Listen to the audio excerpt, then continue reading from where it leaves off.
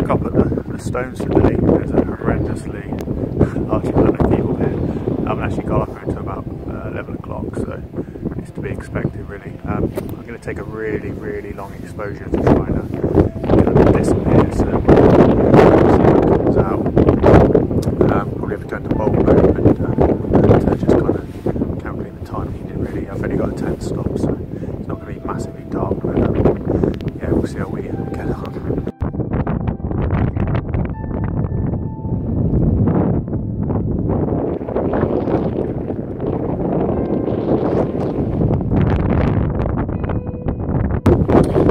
Right, it's absolutely packed up here today, so what I'm doing to try and get rid of the people.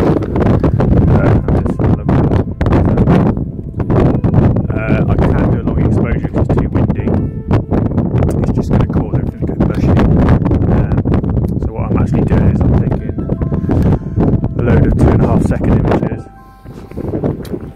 I've got a 10 stop filter on and I'm at ISO 320. F9 to get 2.5 seconds. I'll probably have to take about 300-400 of those pictures and stitch them in Photoshop, and any kind of movement will get taken out of the scene, so I'm not sure what it's going to do to the clouds, but it should remove the people. We'll have a look and see how that gets on a bit later.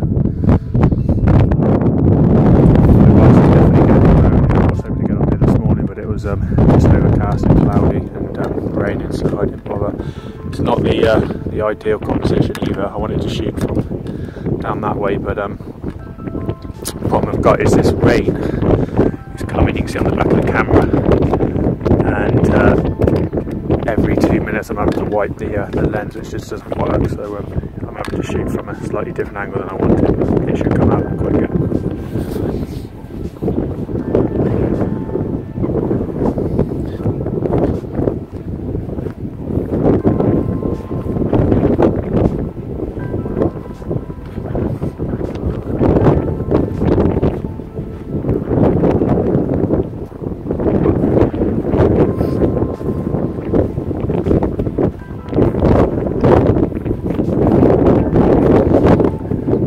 Apparently this stone here is called Lady of the Moor because, I think that's right anyway, because you can just about see a face on the end of it there.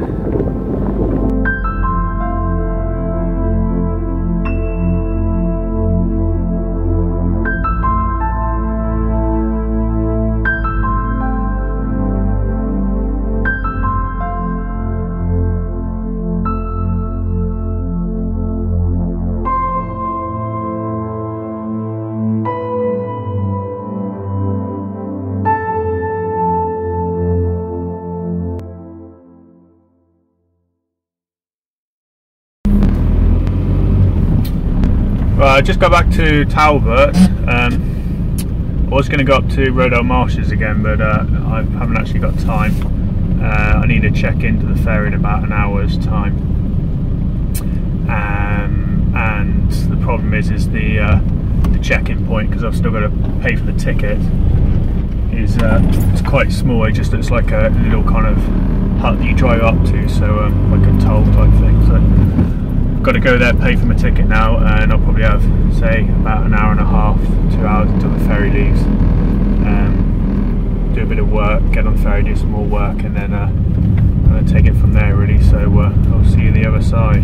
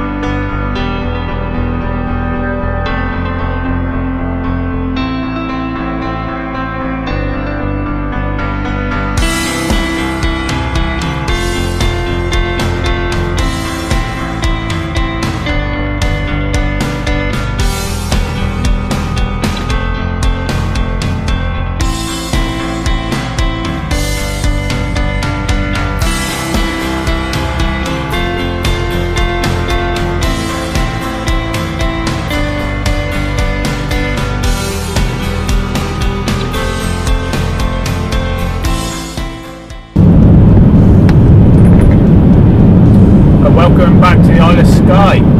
It's lovely weather here. It's quite misty when I left Paris. What an amazing place that Paris is. I mean, the wildlife there is just crazy. I think within a few days I've seen white-tailed seagulls, golden eagles, seals, grey herons, lots of oyster catchers. Really, really cool place. I mean, the beach is absolutely stunning. Shame the weather wasn't quite as nice as I wanted, but quite happy the images I got, so that's the main thing really. I've got a few things to do in Skye now. There's Brothers Point, which I'm thinking about going to, which is quite accessible, or if there's time I might go to the ferry pools. I'm not sure how long it takes to get to the ferry pools, so I'm going to have to pull over and work it out, but hopefully I'll get a chance to see that. I've got to head off this evening really, so I'm making my way back to Devon, so probably stop by somewhere overnight, maybe around the Peak District or something like that. There is a castle in Scotland as well I'd quite like to see. It's just whether I've got time really. It's not far from Glencoe, so it's kind of well be going by anyway, so hopefully I'll get to that around about sunset, so get some nice shots there as well, but I'm not sure if it'll work out, to be honest. I've got quite a big drive ahead of me to get there, so I'm going to crack on now, pull over somewhere in a bit and work out the best thing to do, so I'll see you later.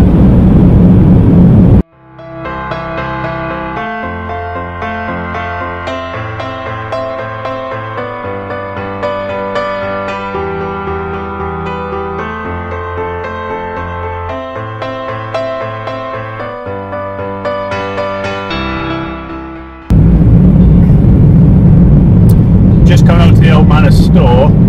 Last time I was here, last December, I did actually go up there and take some pictures. It's an absolutely lovely place, stunning landscape, very unique, but just haven't got time to get up there today. It's one of those places you want to take pictures of in the sunset or sunrise really. So last time I got up there for sunrise up in the winter in Scotland, it sunrise to about 9 o'clock, so you get quite a lot of time to get up there and get set up. So what I'll do is I'll put some of those pictures up so you can have a look. It was such a fiery sky last time because there was a bit of a storm on the area as well, 50-60 mile-an-hour wind, so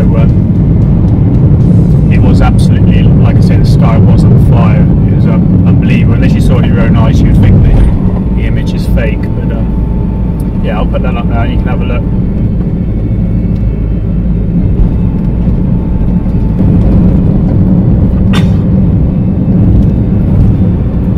That pinnacle is absolutely huge when you get up to it. It's probably the same height as a 10-storey, 15-storey building. It's absolutely humongous.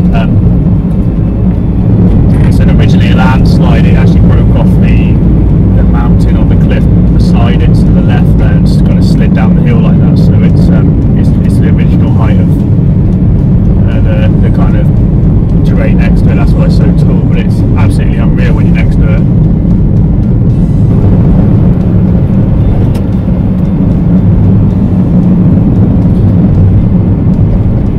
Quite an interesting story about the Old Manor store. Actually, the peak or the main pinnacle is said to be a giant that was running down the hill, and it got turned to stone. And over the years, the kind of landscape has engulfed it. It's like there's an eagle up there on the top. I don't know if you can see it in the camera. It's quite close, that one. There you go. And anyway, it got turned to stone and he kind of lied there for hundreds of thousands of years, and eventually the land grew over him, and the only thing that you can still see sticking out of the ground is his thumb. That's the local legend of it anyway.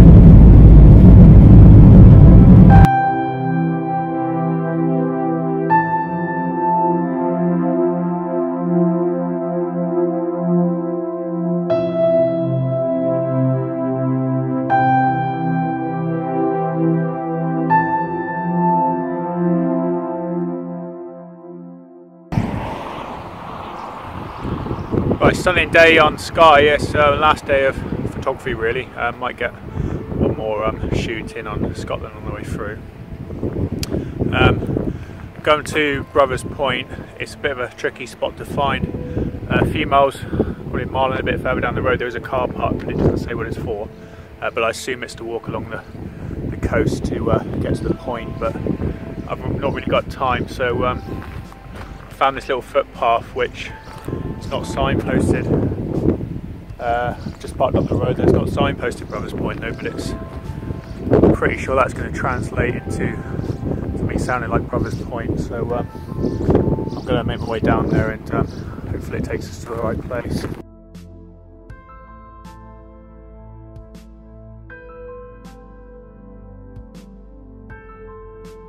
I'm just at the point now. It's lovely views again, quite close to the mainland. Sorry if it's a bit windy, I'll try and shield the microphone. It's actually quite nice light for it at the moment. The sun is behind the cloud at the moment, but as soon as it breaks free, I've got all set up to take the shot really. It's just quite a simple shot, it's just a 0.9 soft grab filter. I don't actually have a hard grab to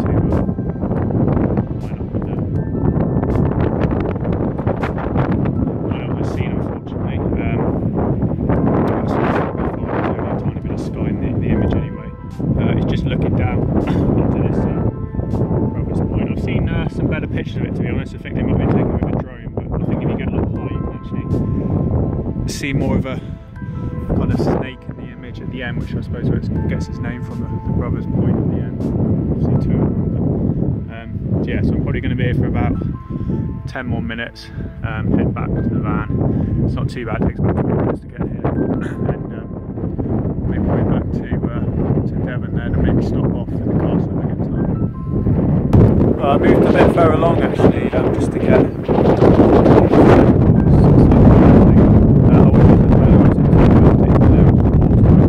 I actually prefer it without the polarizer, just to show you the difference. But I need one. We can see that there, but if of the two shots, see one cuts the reflection a lot from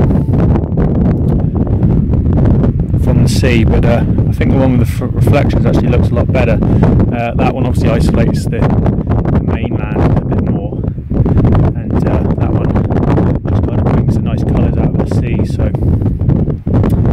normally if you lower down the polarizer, it will normally improve the colours.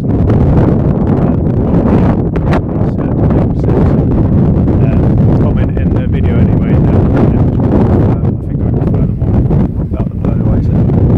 I'm going to head back now. Do anything with the clouds coming up, so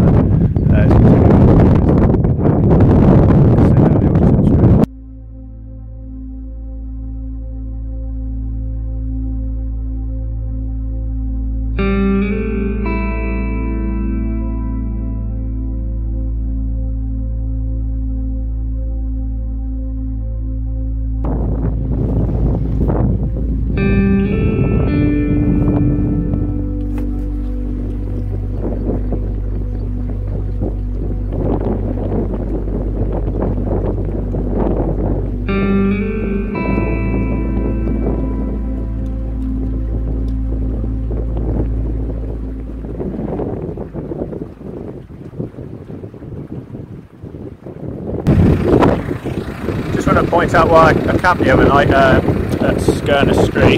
That in the distance is the cooling range, and I was in one of the peaks, I think. There you go, one of the ones to the left there, you just see. So there you go, that's why it took me so long to get there. It's covered in cloud as usual.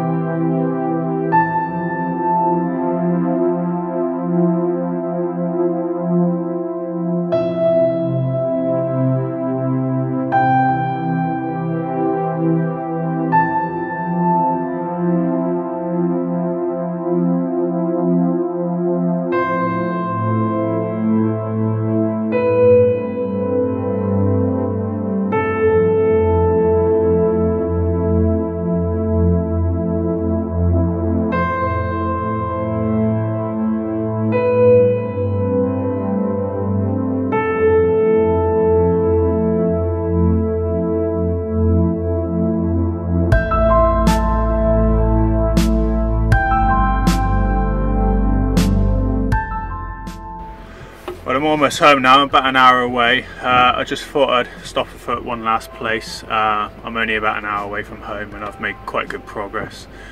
I left about 7 this morning and it's about 3:30 now, so it's not too bad. It's about a 500-mile journey from the castle that I stayed at last night. I'll put the text up on the screen. I forgot what it's called. So it's not too bad at all. I just thought I'd end the kind of road trip as such, trip to Scotland anyway, with just a nice place just as you come into Devon really. It's a place called Clevedon. It's just below Bristol. It's quite unique really. It's got an old grade 1 or 2, I can't remember, I'll put it up in the video again, listed pier. It's one of the only ones in England or in the country, so it's a lovely place. If I lived closer I'd definitely be up here taking more pictures of it. I've just taken a long exposure of it. I'll just quickly show you what it looks like.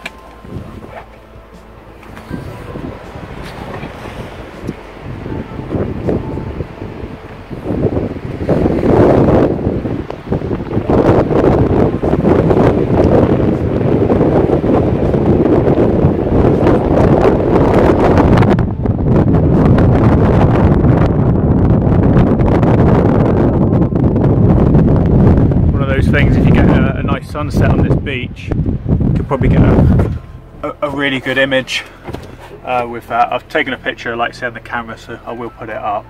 But I've had a great couple of days. I mean, I left last Tuesday after I did my last ever Open University exam, so I'm glad to have that finally finished. Hopefully should have my degree from that soon. Been a really nice time away. I mean, it's Thursday today, so I've had a good a week and a bit. Been to Glencoe, Etive, Camelon, Skye, Harris, many other places. I absolutely love Harris. Hopefully go there again next year, maybe with Alice, and just go and visit those beaches again. They're an absolutely stunning place. Please like and subscribe and share this video if you enjoyed it, or any of the other videos in the series. We are actually planning a trip to the Alps, so I'm going to the Alps for about 10 days in September, October. Alice is coming over, meeting me there, and we're going to go down to the Amalfi Coast, Sorrento, around Italy. I've not really got anywhere planned in the Alps yet, or Italy, apart from obviously the coast down there.